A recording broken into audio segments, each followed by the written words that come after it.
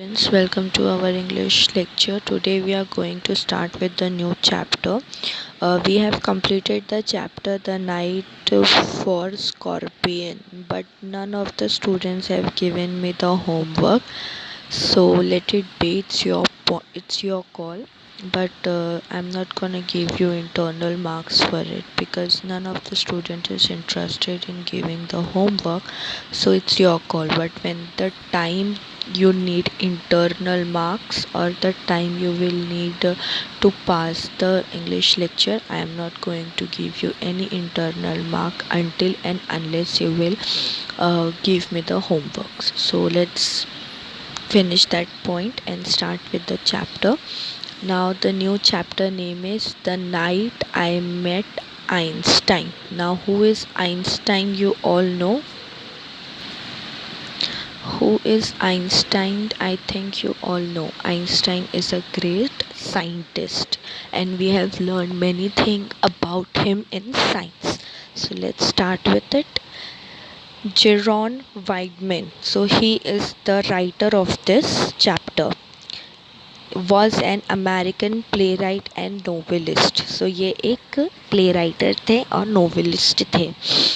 In 1960, he won the Pulitzer Prize for his work, a musical drama titled Folaro. He collaborated with George Abbott, Jerry Bock, and Sheldon Harnick for its music and lyrics. His book, I Can Get It For Your Wholesale, has also been used for a movie for the same name. So उनकी जो है ये introduction है, जो writer थे उनका ये introduction था. So let's start with it.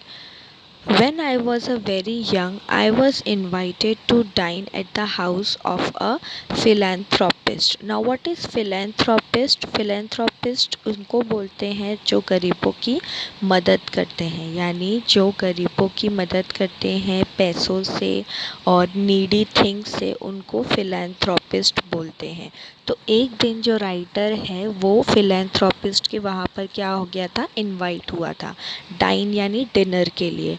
After a wonderful dinner our hostess took us to a large drawing room. और डिनर होने के बाद होस्टेस यानी जो पार्टी होस्ट करता है, यानी जो मेज़बान होता है, यानी जो पार्टी होस्ट करता है, जो हमको इनवाइट करता है, उसने क्या किया, डिनर होने के बाद सबको इकट्ठा करके ड्राइंग रूम में लेके चले गया. अब ड्राइंग रूम आप लोग सोचोगे कि जो यहाँ पर पेंटिंग वगैरह करते हैं या ऐसा कुछ, तो नहीं. ड्राइंग रूम यानी हॉल, एक बड़ा से हॉल में लेके चले गए.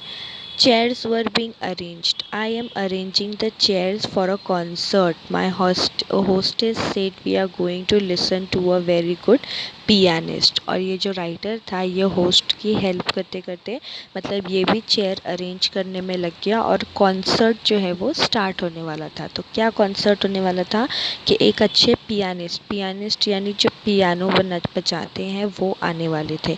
तो उनके लिए जो था ये कॉन्सर्ट जो अरेंज हुआ था. Though everyone else were very happy, I was not. I did not understand classical music. I thought I was tone deaf. I sat down so that I would not be impolite and waited for the concert to begin. I did not pay attention to the music after it began. अब जो है ये writer जो थे इनको music के concerts बिल्कुल पसंद नहीं थे, बिकॉज़ इनको जो है क्लासिकल म्यूज़िक समझ में नहीं आती थी.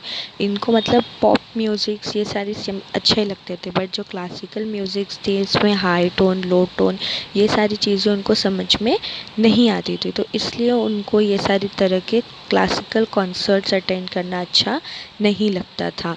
तो इनको क्या कि ना, इनको लगता था कि ये टोन डेफ है, यानी इनको है ना हाई क्लास और लो क्लास म्यूज़िक में समझ में, मतलब क्लासिकल म्यूज़िक के टोन समझ में नहीं आते थे.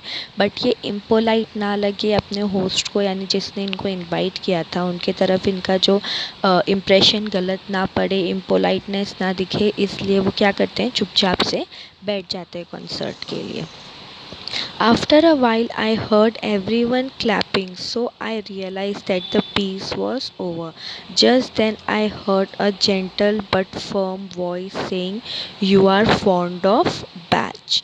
और फिर थोड़ी देर बाद सब लोग क्या होने लगते हैं, क्लैप करने लगते हैं। तो इसको लगता है कि चलो ठीक है, अब कॉन्सर्ट क्या हो गया, ख़त्म हो गया, यानी अब जो है मैं फ्री हो गया हूँ। बट उसके बाद ही एक आवाज़ आती है, एक स्लो आवाज़, एक जेंटल यानी एकदम फर्मली स्लोली एक आवाज़ आती है, "you are fond of Bach." Now what is meaning of Bach we will see here.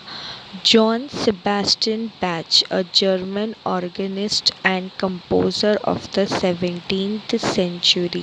अब बैच जो है ये एक नाम है, किसका नाम है, जॉन सेबेस्टियन बैच। ये एक नाम है जो जर्मन के ऑर्गेनिस्ट थे और उन्होंने 17th सेंचुरी में कंपोज़र यानी ये म्यूज़िक के कंपोज़र थे, तो वो आए थे। सो लेट्स सी क्या होता है फिर। I knew as much about Bach as I did about nuclear physics. I was going to say something ordinary so that I could get out of the situation. I turned in order to look at my neighbor and I saw a very famous face. It was someone with a shock of white hair and a pipe. अब क्या होता है कि ये जो है ये batch को मतलब जो आए थे उनको जानता था और इसको बिल्कुल भी इंटरेस्ट नहीं था उनकी कोई भी तरीके की स्पीच सुनने में या उसका कोई भी तरीके का कॉन्सर्ट देखने में, इसको बिल्कुल इंटरेस्ट नहीं था राइटर को। तो ये क्या सोचता है कि मैं कुछ भी ऐसा ऑकवर्ड चीज़ बोलता हूँ और इस सिचुएशन से, इस कॉन्सर्ट से चला जाता हूँ। और उतने में उसकी नज़र उसके नेबर यानी जो उसके बाजू में बैठा होता है उसके ऊपर पड़ती है। तो वो देखता है कि वो एक मतलब एक आदमी जो है वो एकदम वाइट हेयर और मुंह में पाइप लेके बैठे हैं। तो अब वो कौन थे, आइंस्टाइन थे। I knew that I must tell this man the truth. He looked at me as if my answer was very important। और फिर इसको लगता है कि हाँ मैं इनको पहचानता हूँ, बट ये कुछ बोलता नहीं है और वो भी उसको बड़े मतलब उससे देखते कि ये बोलता था ना कि मुझे कॉन्सर्ट से जाना है, करना है, तो ये भी उनको देखते रहते। I do not know anything about Bach, I said. I have never heard any of his music. He looked surprised। अब जो है वो ये जो आइंस्टाइन है वो उसको एकदम शॉक्ड तरीके से देखते होते, तो ये बोलता है कि हाँ मैं बैच को नहीं जानता और मैं आज तक इनकी एक भी म्यूज़िक नहीं सुना हूँ। तो ये एकदम वो जो है आइंस्टाइन इनको इसको एकदम सरप्राइज होके देखते रहते कि इतने फेमस इंसान की तुमने म्यूज़िक नहीं सुनी। "You have never heard of batch?" He asked. और वो जो है नेबर वो इससे आस्क पूछता है कि तुमने कभी बैच को नहीं सुना।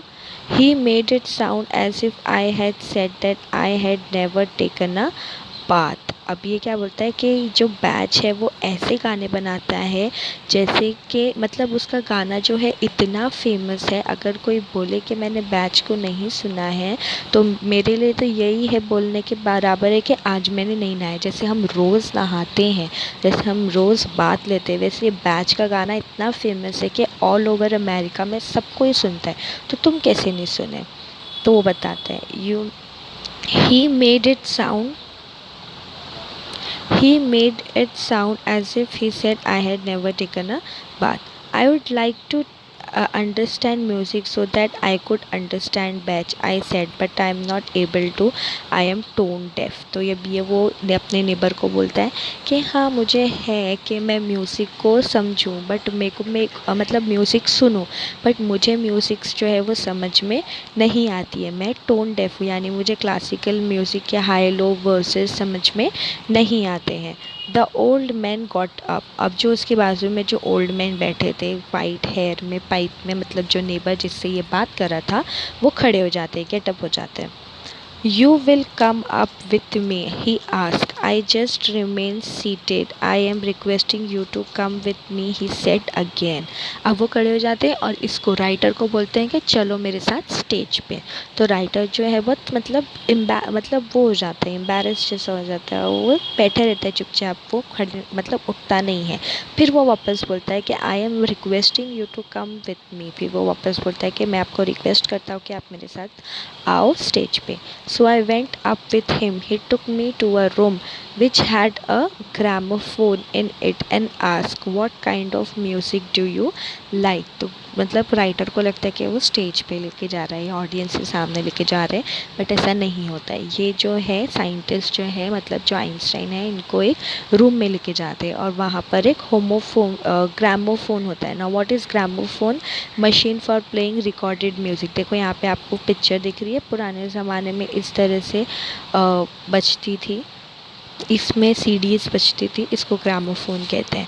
तो वो जो रूम था उसके अंदर ग्रामोफोन था और ये लेकर जाते हैं। Well I answered, I like song that have words and the kind of music where I can follow the tune. अब ये जो आइंस्टाइन है वो इससे पूछता है कि तुम कौन से तरीके का गाना सुनना पसंद करोगे। तो वो बोलता है कि मुझे ऐसी म्यूज़िक्स पसंद है जो अच्छी हो, जिसके वर्डिंग्स अच्छे हो और मैं उसकी ट्यून को क्या कर सकूं, फॉलो कर सकूं।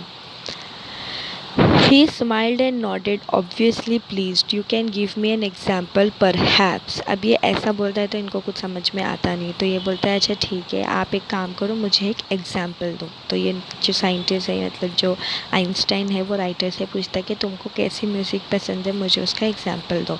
I told him like I like anything by Bing Crosby. At once I could hear Bing Crosby voice filling the room. Now who is Bing Crosby? Bing Crosby is American singer and actor. तो उसने बताया कि मुझे इसकी music काफ़ी अच्छी लगती है और मैं इसकी म्यूज़िक पहले बहुत सुनता था। Now can you please tell me what you just heard, he said. फिर वो बोलता है कि अच्छा मुझे बताओ कि तुमने रिसेंटली क्या सुना, रिसेंटली तुमने क्या सुना। The simple answer seemed to be to sing the line, so I sang it back to him. अब वो बोलता है कि उसको लगता है कि शायद ये मेरे से गाने की लिरिक्स पूछ रहे, तो ये क्या करता है, लिरिक्स गा के सुनाता है। He smiled, you are not tone deaf, he said.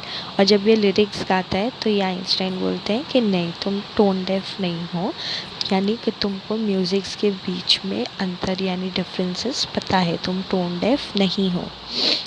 I told him this was one of my favorite songs, something I had heard hundred of times, so it didn't really prove anything. तो writer बोलता है ऐसा कुछ नहीं है, ये जो गाना है मैंने अपने मतलब बहुत टाइम से 100 बारी सुन चुका हूँ, because this is my favourite song. तो मुझे नहीं लगता कि ये कुछ ऐसा प्रूव कर रहा है उसकी एक लाइन गाने के बाद। सो यहाँ पे I will stop the lecture and we will continue the lecture in next we will continue the chapter in next lecture and we will see what happened uh, आगे what happened in the forwarded chapters. So I will stop the chapter over here. Thank you.